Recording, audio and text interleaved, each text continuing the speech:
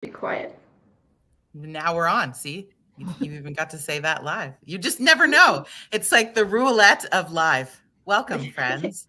Yeah, hi. Welcome to the High River Healthcare Foundation social media. I'm Jody, and today we're doing another Rounding Up for Mental Health conversation. And joining us, we have Linda Hunt, who is the program director with AgKnow, and we have our executive director with the foundation, Wendy Kennelly. Ladies, cheers. Good morning. Cheers.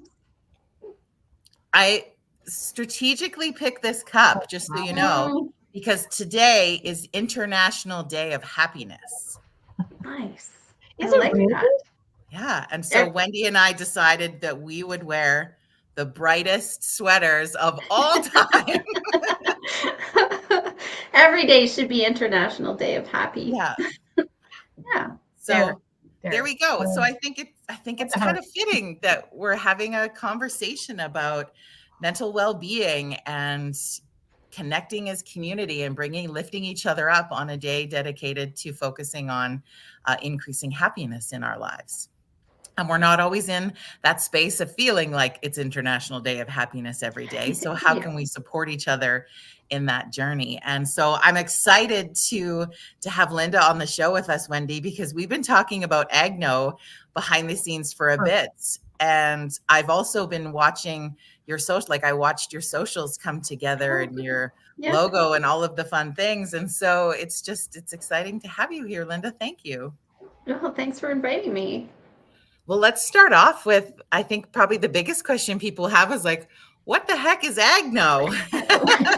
AgKnow what? Yeah. Yeah, AgKnow everything. So, AgKnow is an initiative of Erica, the Agriculture Research and Extension Council, which is a not-for-profit that's farmer-led. The board is all farmers, and they represent about 8 other associations that are all farmer-led and are in rural areas across the province. And Erica has a mission or a mandate to encourage sustainable agriculture, innovative sustainable agriculture practices, and try to get the adoption of those practices throughout the province. And of course, caring for your health is one of those things for farm sustainability and for food security for Canadians. And so AgKnow came from some advocacy that was happening around 2018-19. There was a bunch of research that came out. The Do More Ag Foundation started up, and they really started highlighting some of the research that was coming out on where farmers were at as a population.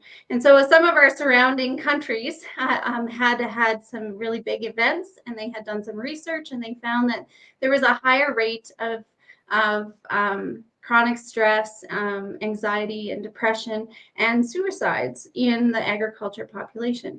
So from that, some research organizations out in Eastern Canada started looking in, well, what's the status here in Canada? And their research was showing elevated rates compared to the general population as well. And so around 2019, we'd come through a really rough couple of harvests where people for the first time in their careers were leaving crops in the field and watching the snow fall on them. And that's an unusual thing. There was a lot of equipment breakdowns and people getting stuck in the mud. We even had one of our associations where like, show us your best stuck tractor video. And we were posting them, just try to laugh at it because it was just really unprecedented. And then there was some market disruptions. China decided not to buy canola from Alberta for a little while there, and there was just these things that were happening. African swine fever was happening in Asia, and we're worried about it coming into Canada. So there's just a lot of stuff going on. And then that was all pre-COVID, even, right? And so we were highlighting that this is something that's happening. So organizations and associations and farmers started advocating with their local governments and with the provincial government saying, hey, we need some like farm specific support here. Like people are feeling unsupported, and clearly there's some indicators that this population needs a little bit more help. And then COVID hit. And so then there was even more of that kind of supply chain disruption and all the things that went along with that. And then how that affected our healthcare system and healthcare delivery in rural areas was really unfortunate at the same time.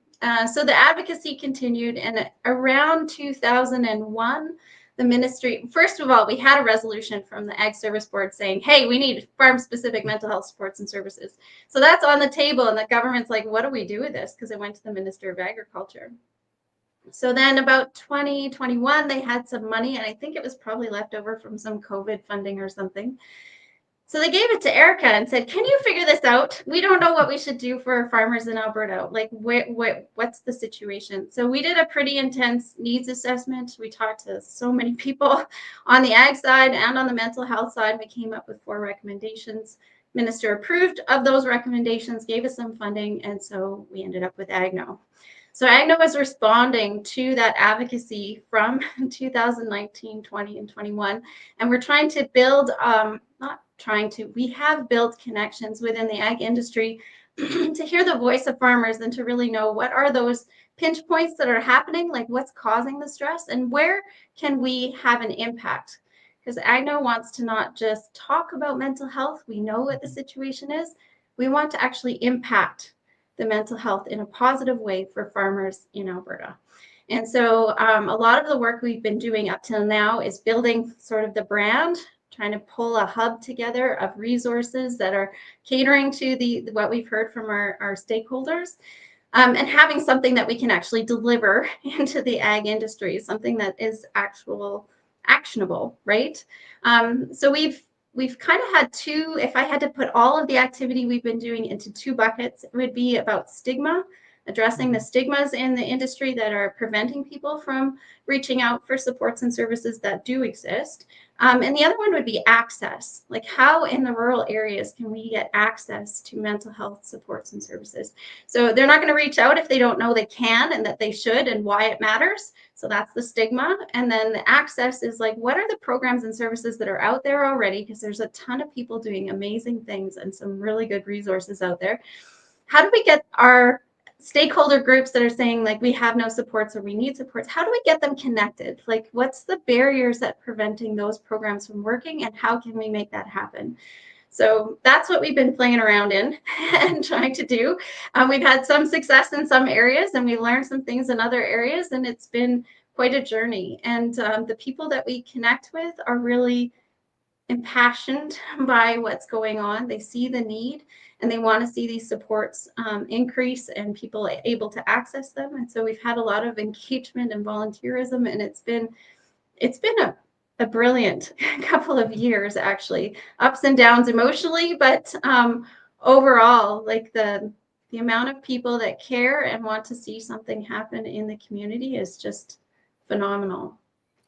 Yeah, when you So light a that's what fire, AgKnow is. it's pretty beautiful. Well, and I think you cover a lot of beautiful points in explaining that, in just identifying, the challenges that the farm community is facing in Alberta, and you've mentioned some of those. But would you find that in this work and in the info you've been gathering, there's some other sort of mental health things that maybe people aren't talking about, or challenges that we're seeing that you want to bring more to the forefront?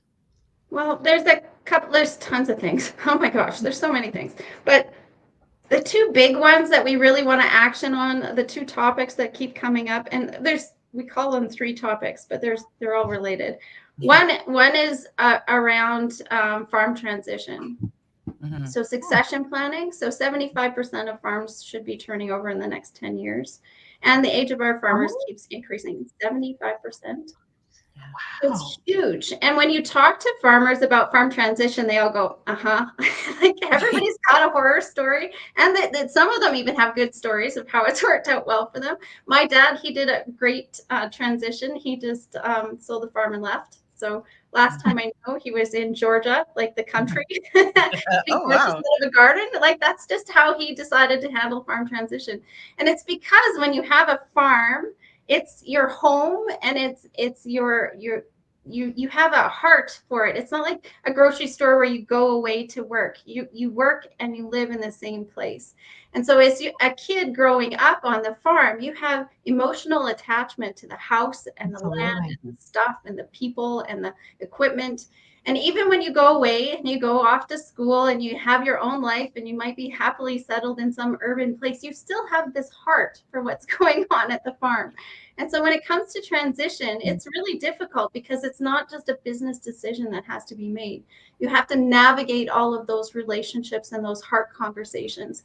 And those heart conversations, I mean, they come from a place that doesn't have words.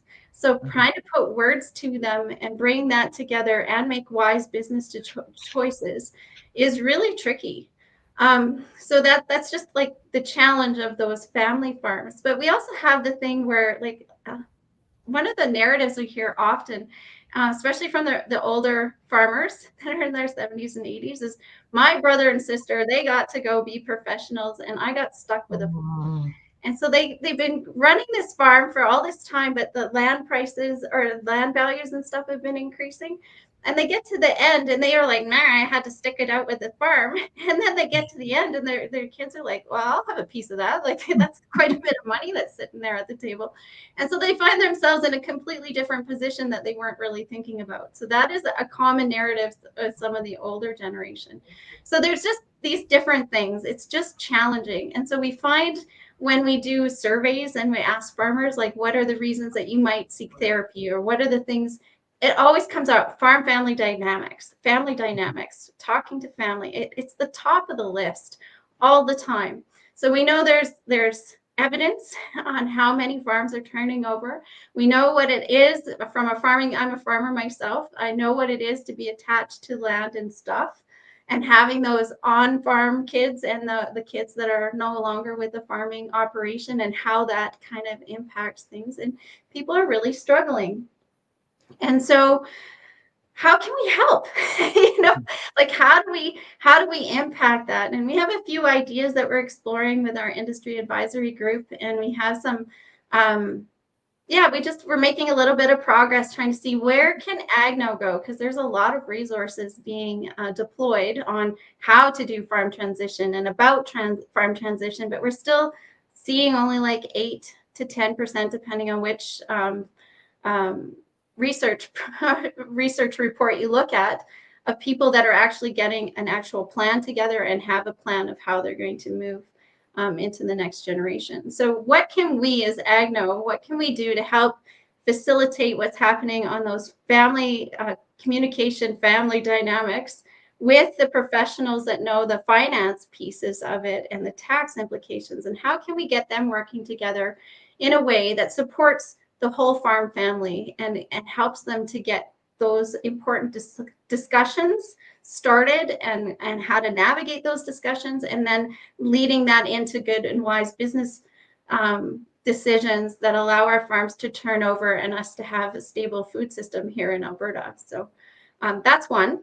It's a big one. The second one is depopulation. So depopulation is when you have to get rid of all the animals on your farm or in a barn or something because of disease, or it might be because of market, or it could be because of weather, and how that impacts a farm. The one that's the most traumatic seems to be like if you have like the floods like they had in BC. That's a pretty traumatic. The floods come in and it's hard to care for your animals and you see that they're suffering, and it plays a big emotional just really emotional for the farmer that's used to being the caregiver, to see their animals suffering like that, and then to have to make those hard decisions on how to best deal with the situation. And so it's really hard on people, and it's really hard on our vets.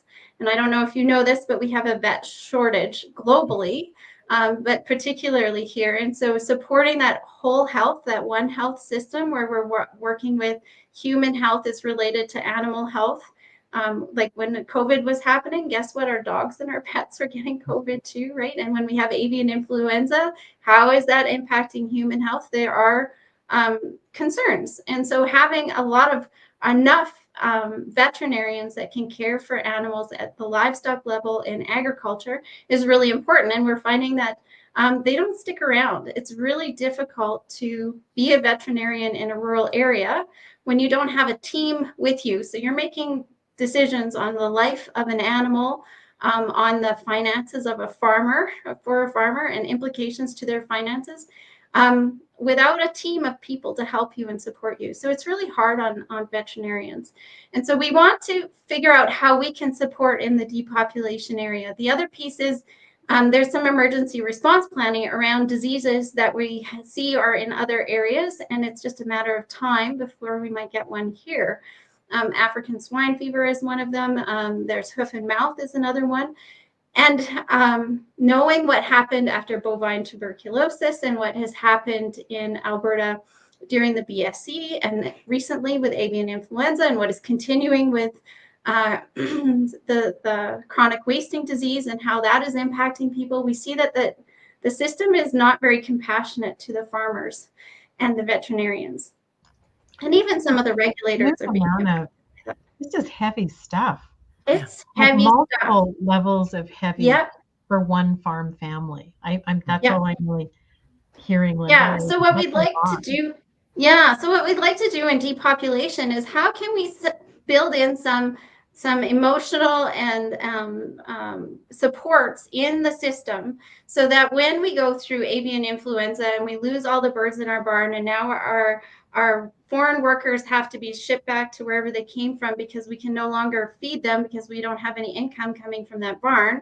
Like when that happens, how can we be there as a society to support people through that? And some of that is education on public health, how they can approach farmers in this. Some of it is maybe it's a social worker that understands what's going on and can help the farmer navigate through that process. And there's some really great research that we found.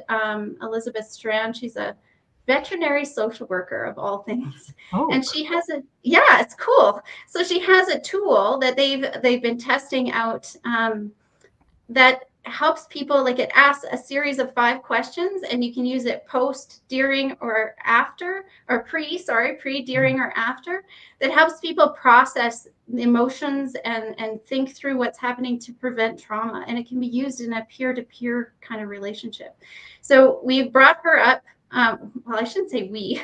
We connected the Alberta egg producers with her, and they brought her up, and then we got a whole bunch of other commodity associations, livestock commodity groups connected, and she did a presentation, and it was really well received, and people think that that's something that they'd like to see explored. So if we can facilitate bringing her up, getting some training, and building the capacity within the organizations that exist and with farmers to support each other through some of these events that happen, then why not? I think that's a really good way we can really impact the mental health. So those are the topics that the third topic is farm family dynamics. It's a catch-all for all the other things that might happen, right?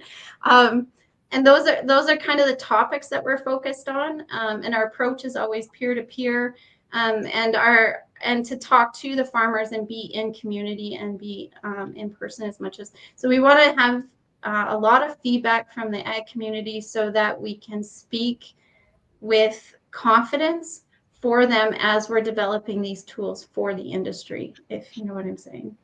Yeah. Well, I think it feels like Wendy said, like when you're listening to this, especially if, people are listening outside of farming community, it sounds bleak. It sounds heavy. It sounds, why would anybody want to do this? But when you're in a farm community and you come from farm family, like they see all of those challenges and they're like, well, I still wouldn't do anything else. They'll joke that they would want to do anything, but they really wouldn't. And so I think what's cool about these conversations we're having is we're coming in to offer support in that in a way that, I don't know, if you look back 100 years, there was probably interesting supports that came in alongside our farming community. But nowadays there's just, as the world changes, so does the support change. And are you finding that, some of that is like elementally helping, like resiliency continues through, like, I don't think you could find a word that best describes farmer and ranchers more than resilient. So we know that they already have resilient characteristics in their makeup. But are we finding that this work that you're doing, Linda, is offering that hope? Are people starting to see that resource? Is it early to know its impact? Well, so one of the things that we offer is a counseling sessions, and we have a free session program that hopefully we're hoping will be supported into the next grant term. And the reason that we have that is so people can try therapy as one of the options for support. And what we're seeing is as we have brought that out and we've identified therapists that are either farmers, grew up on a farm, or have extensive experience with farmers. That's who's on our therapist network that's on our website, and you can get free sessions through them. We've just seen a steady increase. And because they're private practitioners, we can't see a huge increase because there's only so many patients anybody can take, right? So we've just been slowly recruiting more and more as we find them. And our goal is to blanket Alberta, because one of the other challenges for rural mental health delivery is you don't want the person that's in your backyard, your neighbor, to be your therapist. But you don't want them to be so far away that you can't have that at least at first initial couple of conversations and build that trust before you go into a virtual environment. And so having a nice amount of therapists identified across the province gives the people the most options for finding those supports that fit their needs. So that's one of the things that we're trying to do to kind of help with that resiliency piece. Because I find as a farmer myself, like I'm an agrologist and I grew up on a farm, and I'm a fifth generation farmer in Alberta. And so like my approach and the approach of my neighbors has always been, if you can solve a problem for me on farm, a problem I'm trying to address on farm, and there's a solution, and here's a professional that will understand and I can trust them to give me good advice, I'm all over it.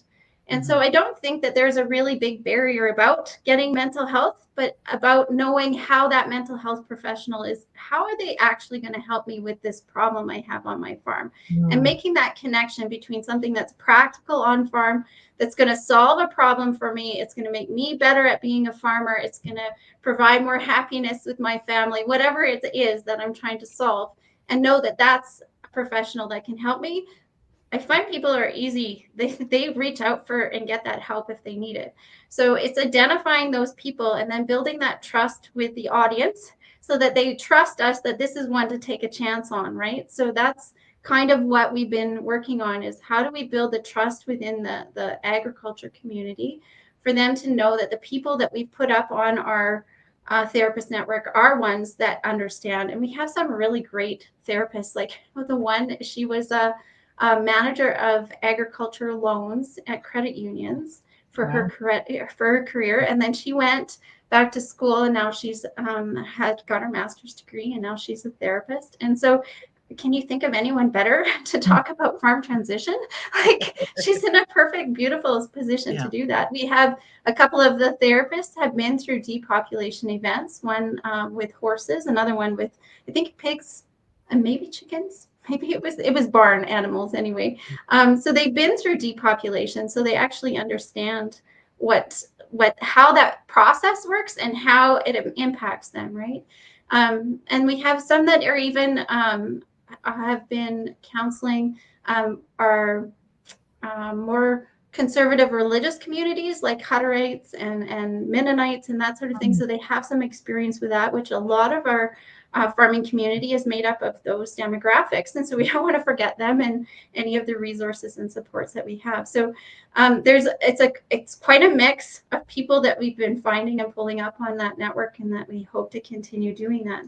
And going forward, that's what we want to be able to do. We want to build a resource where if there is a depopulation event, the chief provincial vet can refer that farm family to somewhere where they know that they're going to be taken care of well. And that's what we'd like to see in our therapist network. We want to see them becoming an expert around depopulation and farm transition, so that people can refer clients and farmers to the network. So it kind of helps you get to the heart of the matter, right? If your network already has a deep understanding of what you're dealing with at home and in business, you don't have to do a lot of explaining, which can create fatigue. And then you think, do I have time for this? Well, exactly. You don't have to do a lot of that base explaining, that there's a compassion for, your business and your family right out of the get-go. saves a lot of time. And I think Builds that trust fast, builds trust fast. Great way Yeah. to say it. Yeah. Well, Yeah. and nothing's more aggravating than having to explain yourself to be able to explain yourself. Like Over that and would be over. a big barrier. And I know Yeah. coming from a farm background myself, like if you have to explain what farming is before you can even talk about why you're in that office, it will deter you. So I love knowing that we're creating this resource in our province for people who get it first. And then again, because I think if you look at it, like the creation and the initiation of the recommendation from like the first people who did rant or rave in a really good way was our farm network, because if you needed something or wanted something, you called Bob's farm down the road and you got that. Okay, what do I do with this? Like that referral, Yep. network started in our farming community. So if we can create a space where they feel safe to be like, okay, like I'm just not feeling like good about A, B, or C. I know this place here, they already get it. And so I can come in and talk to somebody. And I love also, Linda, that you brought up, you don't want your neighbor giving you counseling, but if you're in Southern Alberta, you don't want someone in North Edmonton giving, like Yeah. you need a proximity and an understanding. And so Yeah. that barrier is getting removed. So that's really exciting. And that honestly comes down to really the premise, Wendy, behind Saturday's event is bringing people together to know who they can trust, who has understanding, who's available in their community, and how can people start to have deeper dives into the supports that they need. Yeah, absolutely. And that access is huge, right? Yeah, I think that's one thing that our foundation definitely wanted to support was how do we pick a time of the year where these families in our rural communities aren't too busy, where they can just stop and come together as community and just take a moment and figure out, are there some resources that I didn't know were here, and have them in my toolbox in case I need them. Like, I think just as a parent, sometimes it's nice to just take a minute to think about what could I use if my kiddos needed a helping hand somewhere along the line. And when you do it in distress, it can be really confusing. It's confusing when you're not in distress. There's, as Linda said, there are so many great organizations doing really transformative work. But as the user, it's sometimes hard to know, where do you start? What I love about AgKnow is it's a great starting point. What I love about our Alberta mental health units, there's numbers to call now that you can just call one number and they're going to say, tell me what's going on and let's get you the right resources. So I think our concept of head to heart and just having an afternoon, sharing a meal together and learning about some local resources was just one to say, how do we help in a small way? We're a healthcare foundation, and let's just lift each other up and come together as community for a couple of hours. So we're really excited. There's lots of people talking about it, and hopefully it's something we can do for years to come. If it's something that the community likes and it doesn't feel like there's stigma. Who wants to not have Georgie's pulled pork and brownies and all of that good stuff, and come out and listen to Chris and Jody talk about how to take care of each other with humor and goodwill. I don't know. That's the kind of way I would like to spend a snowy Saturday afternoon. Yeah. Well, and I think too, Linda makes great point of, when we're talking about depopulation and farm transition, like there's big things happening Right. In our farm community, but there's also, I don't want to oversimplify it, but also one of the biggest leaders of people thinking that perhaps suicide is an option or any of the other elements is a lack of connection. And so ultimately, Saturday becomes a connection point. And the more often that we can have community connection points, the more people feel like they're a part of something. And sometimes you can feel really isolated, even though you're a part of a farming community globally, like in your yard, at your farm, you might feel really disconnected from everything else. And so Saturday becomes a lighthearted but extremely resource benefited space to have a connection point. And Chris and I have been chatting about some of the stories we want to share on Saturday, and we're planning some more fun things this afternoon. I don't know, I think I'm gonna make him do a snow angel, but anyway, we want to offer that, like Linda, like you said, where you had us sharing pictures of your tractor being stuck to try to laugh. Like, humor is also a really powerful space, but knowing that if you're in a space where you're not feeling super humorous right now, Saturday's also beneficial in breaking bread, coming together. We're going to talk about How's Your Five, which is just a lighter conversation tool that allows you to go deeper in some of that connection and just get together, right? Like, getting together is like so Totally. beautifully therapeutic on its own. Yep. That was one of our recommendations in our white paper, is that we have to remember and always support our community associations and community events that happen. So ag societies, minor sports, all of those kinds of things that hold the glue that holds our rural communities together need to be supported, not because, that one ag society event brings in a whole bunch of economics. It's not about only about economics. It's about people coming together to work together, to celebrate, and to be in a community. And every time you see someone in person and can smile at them, they get a little dopamine hit. So let's smile at all our neighbors. Make sure we wave when we're going down the road, because those are important things. And the more digital our world becomes, like, I don't have to go to the bank anymore. Like, I can get stuck on my farm for 2 or 3 weeks without ever leaving it, except I know I have to go to the post office because they're not delivering my mail. If somebody delivered my mail, you might not see me ever again.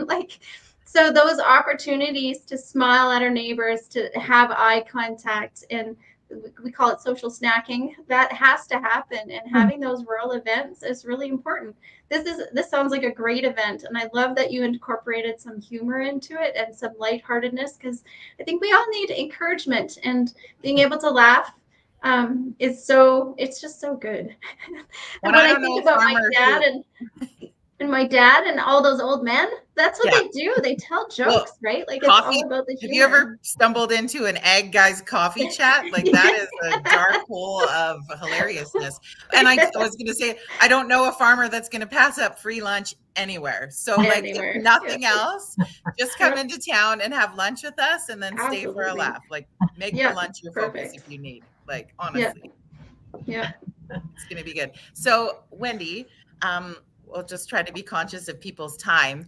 For Saturday, what's some of the details people need to know for Saturday's event?